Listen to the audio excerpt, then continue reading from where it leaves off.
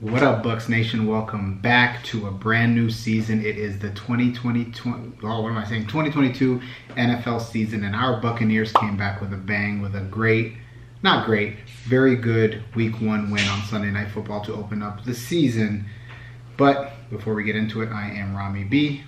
If you like weekly Buccaneer videos, make sure you click the subscribe button down below. I apologize for my hiatus. The end of last season with the NFC divisional game. My father passed away a couple days later, and I was flying down during that game to see him and all of those things. So, took some time off because of that, and then I had to finish up my dissertation and get all these things done so I could graduate in May. So, yep, I've officially graduated. I officially have my doctorate, so I'm officially a doctor now. But yeah, let's get into it. I'm back now. I'm gonna be posting weekly reaction videos to every game and all of that. So make sure you subscribe so you can stay looking forward to it. So.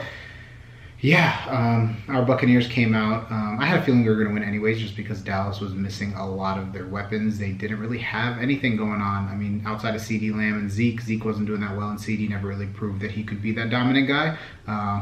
Case in point, the end of last season, he didn't really play particularly well, and that is with Gallup and Amari Cooper on the roster. And as we know, Gallup was hurt and Amari Cooper got traded. So really on CeeDee, it wasn't that great. But I think our Buccaneers also could have looked better. But let me get into the stats and then I'll kind of jump in. So offensively, we had 347 total yards, 195 passing and 152 rushing, while the Cowboys had 244 total yards, 173 passing and 71 rushing yards. So offensively, we did move the ball fairly decent. Every time we got inside the Cowboys 25-30 yard line, we struggled. We kicked a lot of field goals. We missed one. Ryan Suckup made 4 or 5 field goals, and then we had 1 touchdown. The game really we should have had 30 points easily, but Brady took some time off from training camp. We had some injuries and things like that, so they'll get it back together. But Brady was 18 of 27 for 212 yards, 1 touchdown and 1 pick. Overall, I think he made great decisions all day, had some beautiful touch on some deep passes. That interception was pretty bad. It looked like he was throwing it to Evans on that slant, but it looks like the ball got out of his hand awkwardly because it went kind of straight down rather than like to Evans. Plus, it was also very tight window anyways.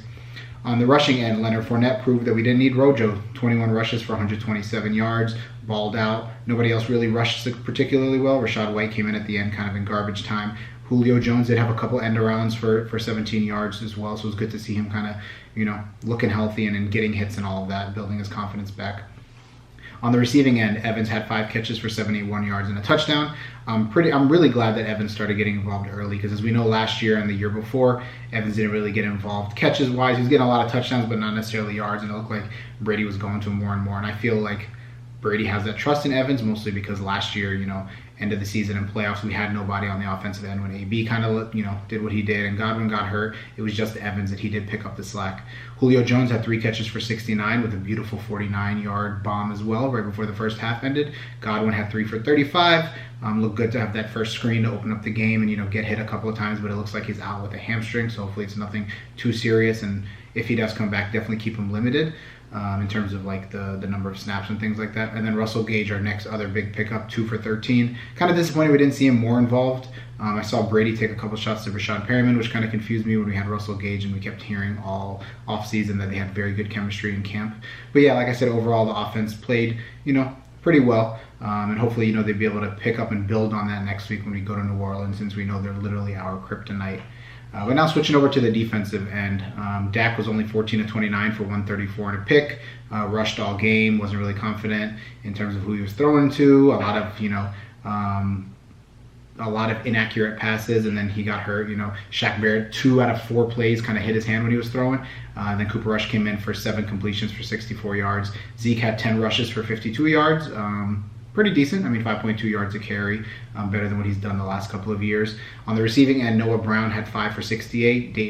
Dalton Schultz had 7 for 62, and CeeDee Lamb had 2 for 29. Like I said, CeeDee didn't really step up when they needed him to. Granted, our defense was really keyed in on him, but overall, our defense played out of their minds. And I know I was hearing in training camp they're balling out, and last year we had 14 picks, I want to say it was, and they said Todd Bowles challenged them to get 30 turnovers this year, or 30 picks specifically.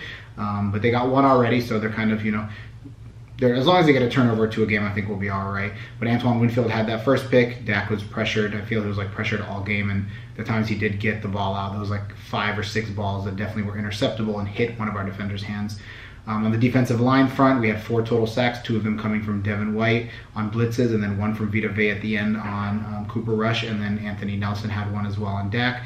It seemed like every time our offense was kind of sputtering and we'd give the ball back to Dallas and they had a shot, they were unable to move the ball. As you saw, I think in the first half they only had like 90 yards of total offense with 50 of it coming on the first drive. So I think it's very good that our defense is playing the way they're playing.